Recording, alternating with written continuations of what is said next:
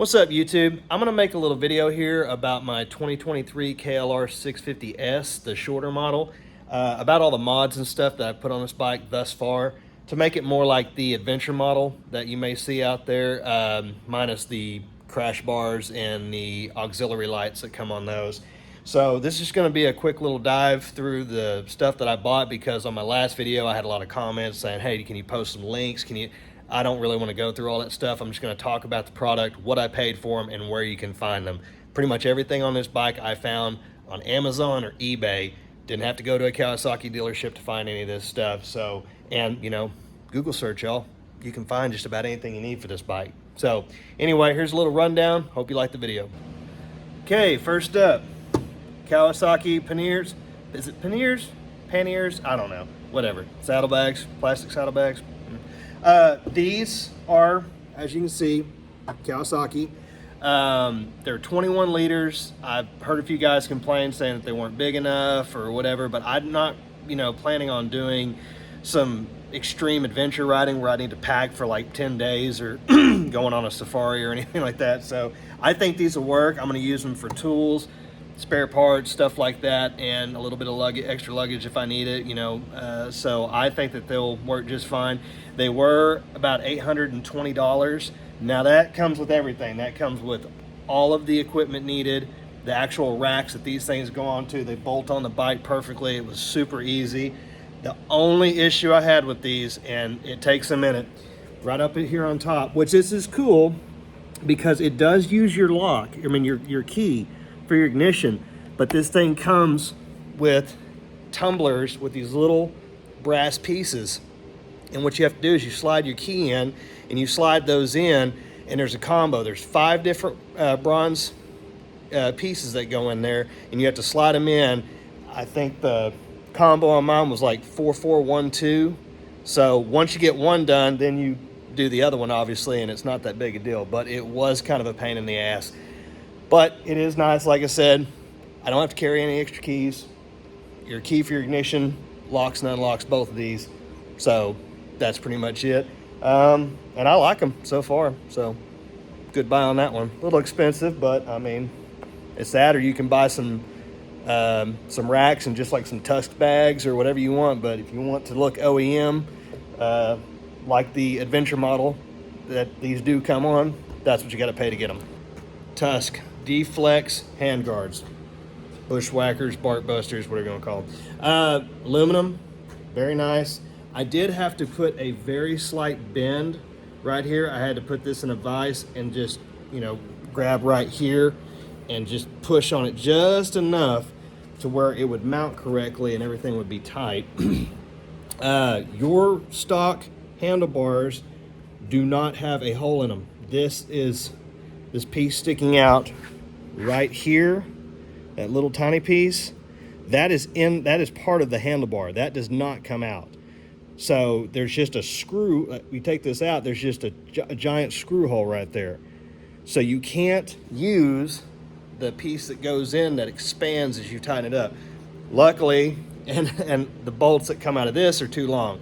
Luckily, I had some star head screws from, me and my dad collectively together have hundreds of aftermarket bolts and stuff like that we pulled off other vehicles, other bike stuff that we just threw into a bucket.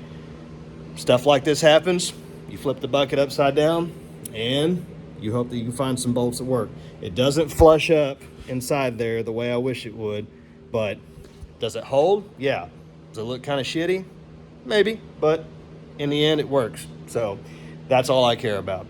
$55, great buy on Amazon. Like I said, pretty much anything you buy sometimes, if it doesn't bolt right up and a little tweaking, you can make it work. So solid investment. Don't have to worry about breaking off, brake levers, clutch levers, and save your hands in case you dump it or you're in the woods and nasty limb decides to pop your knuckles.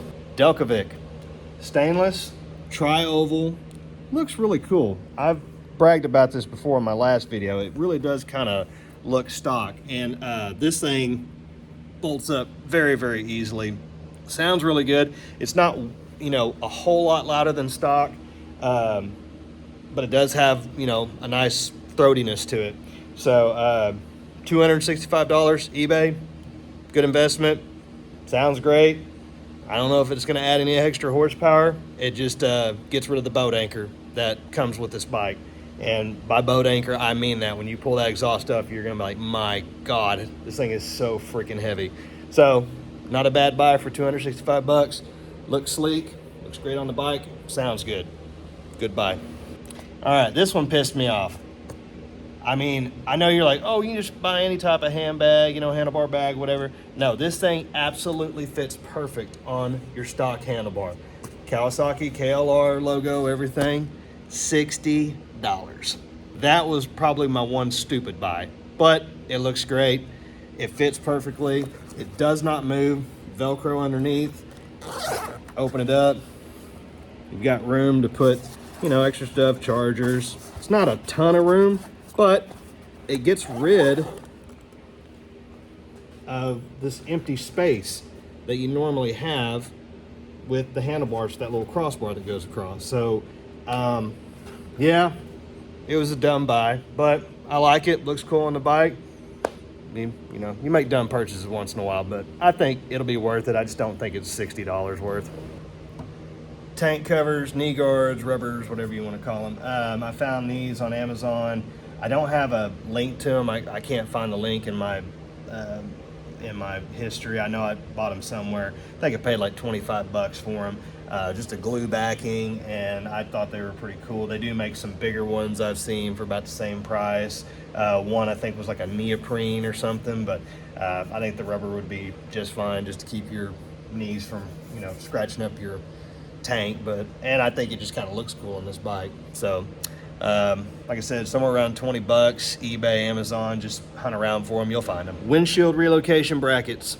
These are a must. It's just two pieces of plastic, as you can see there, about that thick, 30 bucks. So it moves the windshield out. You can move it up if you want to. I chose not to just because I'm a shorter guy, and when you move them up, the windshield hits me like right at my eyebrows. Made the wind go over a little better, but it just, there's something about looking at a windshield right in your line of vision. It just bugs the hell out of me, and I couldn't do it. So this actually worked pretty well for me. So yeah, Amazon, 35 bucks. Move your windshield around, move it out some so you can have more room for like your GPS, stuff like that. So yeah, good buy. It's in there, but you can't see it. Sunstar 16-tooth front counter sprocket. This will help you gain more speed on the highway. This thing cruises so good at 75 miles an hour now. I mean, it's just, it probably dropped at least 500 RPMs, maybe a little more. It feels wonderful. Some guys were saying, oh yeah, well, you know, here comes more vibration issues because your actual counter shaft sprocket that comes as rubber mounted, I couldn't tell a difference. And I didn't lose any power in first and second. Third, fourth, and fifth, you start to notice you don't really have the passing power, but I mean, it's a slow bike. I mean, you're not riding an 1190 where you can drop down in fifth, jack a wheelie, and pass an 18-wheeler. I mean, it's a 650. So, but like I said, to get a little bit better cruising speed on the highway, I think it was worth it. Like I said, 30 bucks, change it out. It was pretty easy to change out. So that's all personal preference, but I chose to do it. Kimimoto handlebar risers. Depending on how you like to ride, I like them to be up just a little bit higher, so I chose to go with those. Like I said before, I really like the stock handlebars. I don't know why some people are so against them. They're like, oh, it feels like you're riding a big beach cruiser. Well, if that's what you like to ride, which I personally do, I just left the stock handlebars on there. I kind of enjoy them. But I did want them to come up just a tiny bit. So put those on there. They were like 25 bucks on Amazon. So good purchase. They're up higher. Feels a little better on the road. Didn't really change anything other than just the ride height. So yeah, those were a good buy. TomTom Rider 550. This is a really, really nice GPS. I am having some issues connecting it to my Bluetooth on my iPhone. I've done some research, something about they might need another update here in a few days. We'll see what happens. Haven't heard about any Android people having any issues with it, just the iPhone. I like it. It's automatic, so like right now, it looks a little dark. That's good for night riding, even in this lighting of the shop, it's like it knows that this is not obviously sunlight. So, and whenever it is bright outside, the background turns kind of a tan color and it really brightens up so you can see it really well in the daytime, even when the sun's like almost directly glaring off of it. It's and you can adjust it if you need to. I did not buy the locking mechanism, the anti-theft you can buy, because I mean, you push this down, slide it off, and take it with you. So that's a pretty good anti-theft, in my opinion, as opposing to paying another 40, 50 bucks or whatever just for that little key thing. So yeah, when you're done with it, take it with you. Easy. Turn the key off, 15 seconds, powers down automatically. This is hardwired into the bike. I've got a cord ran down through here into a 12-volt source, so it won't drain your battery when you turn it off and leave it in your shop overnight. So yeah, 320 bucks, good purchase. World Motop skid plate, necessary, very necessary, because the one that comes on is plastic and it's junk. So 4 bolts, very, very simple. Looks really good on this bike too. Black to match my frame and everything else. So yeah, $105 on Amazon, can't go wrong. So check that out, and I think that's a really good buy.